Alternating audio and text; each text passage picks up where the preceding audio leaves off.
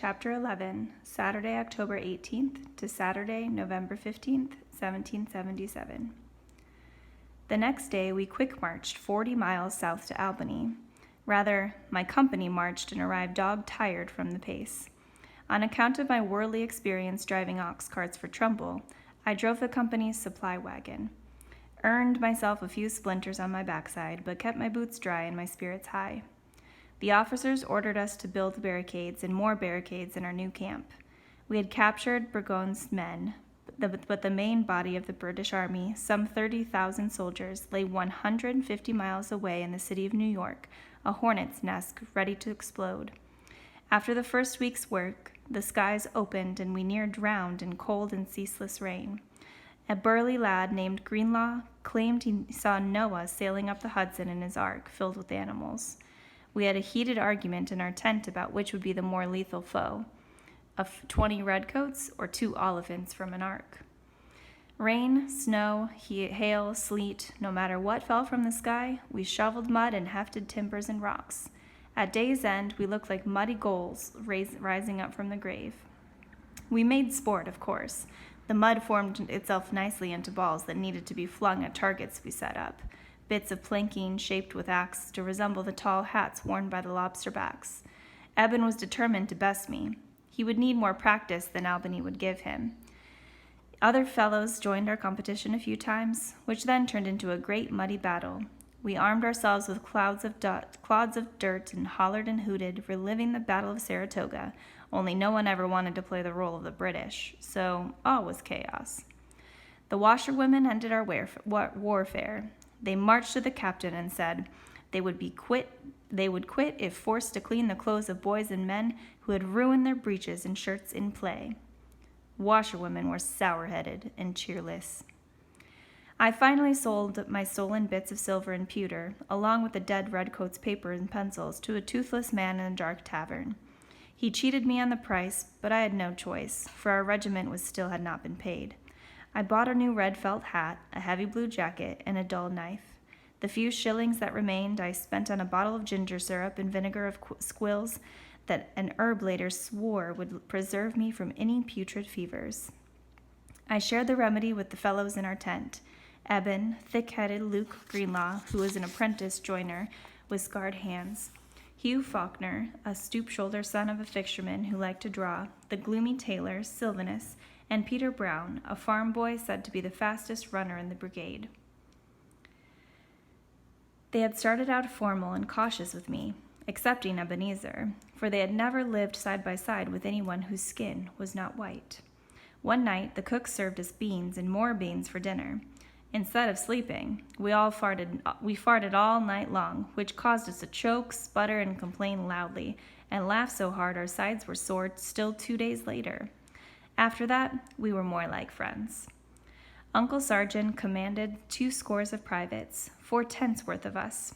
At the tent closest to us was home to a yellow-haired fellow whose enlistment ended before I ever learned his name, the Janak twins, who looked so much alike it befuddled me when they stood next to each other, and 2 boisterous fellows, Aaron and Henry Barry, who were distant kin to Eben, but not, he said, from a good side of the family. The last lad was John Burns. His rude manner declared him my enemy for the first time he clapped eyes on me.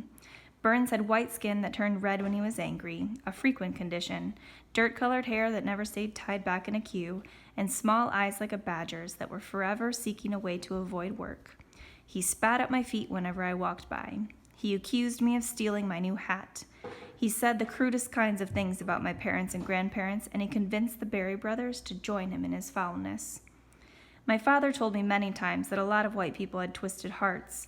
It prevents them from seeing the world properly, he'd say, and turns them into the tools of the devil.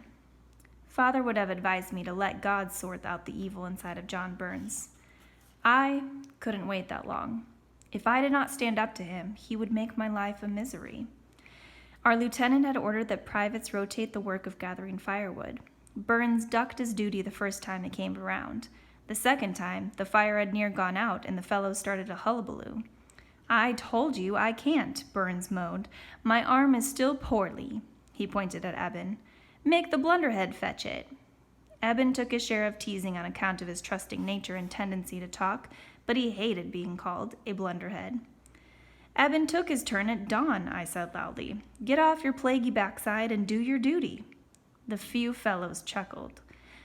Burns tossed a pebble into the dying flames and waited for silence. My arm hurts, he finally said.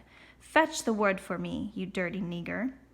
I was on my feet and headed for him before anyone else could grab hold of me. Burns stood up and stepped backward until he was flanked by Aaron and Henry. It's not just my arm, Burns sneers. My feet are terrible cold. Give me your boots, too. Leave off, called Greenlaw. I calculated. Greenlaw might take my side in a fight, but then again, he might choose to stay out of it. I could probably beat Burns. He was a bit bigger than me, but I was faster and smarter. I would suffer mightily if all three of them joined in, but I had to make my stand now or forever be their target. You want these boots? I asked. 10 shillings, and they're yours. 10 shillings more, and I won't piss in them first. Burns stepped forward, but did not raise his arm. He was afraid to fight. Like most twist-hearted bullies, I would take him down hard and fast before his friends hurt me too bad. If I succeeded, he'd trouble me no more. What is this foolishness? The sergeant stepped between us. Blast! Eben had gone running for help again. Had to cure him of that. Smith, the arch-sergeant said, explain yourself. He ordered me to tend the fire, sir, I said. I took my turn last night. Then he demanded I give him my boots. The sergeant raised his hands to stop me from continuing. What say you? He asked Burns. What right have you to take his boots or force him to do your duty? He doesn't belong here, Burns said with heat. He has a ring in his ear like a sailor, but he doesn't talk like one. He's so cloaked in falsehood, I'm certain he's a runaway slave, sir. The words were a blow to my gut. When my former master enlisted me in New York, he had promised me freedom for serving in the army. I had served that year and was thus free, but I had no papers to prove it, which could make trouble for me with some folk. He's not, you clodpate, Eben argued. How do you know? Burns asked. Because he said he was free? Of course he did. They're worse than the Irish when it comes to lying. Where are his papers? A few voices in the shadows murmured agreement. My enemy was gaining strength. I had to attack. Private Burns makes a good argument, sir. I forced an agreeable mask on my face. Allow me to borrow it. He claims he was a tinsmith before the war, but he can't be over 18.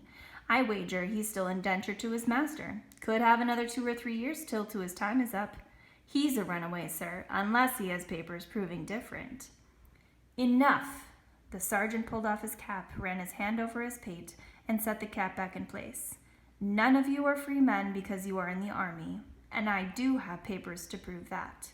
Now stop jabbering at each other and fetch the blasted wood, all of you. That night was the start of John Burns' open campaign against me. He became the best bootlicker there ever was, waiting close to the sergeant's elbow for the chance to be of service or to whisper poisonous notions about me, or Greenlaw, or the other fellows who were not of his favor. Half the time the sergeant did not listen, but half the time he did. When we marched south out of Albany, a muckworm named Burns was driving the supply wagon. I marched in the last line of our company and had to be quick-footed to avoid the droppings left by the horses.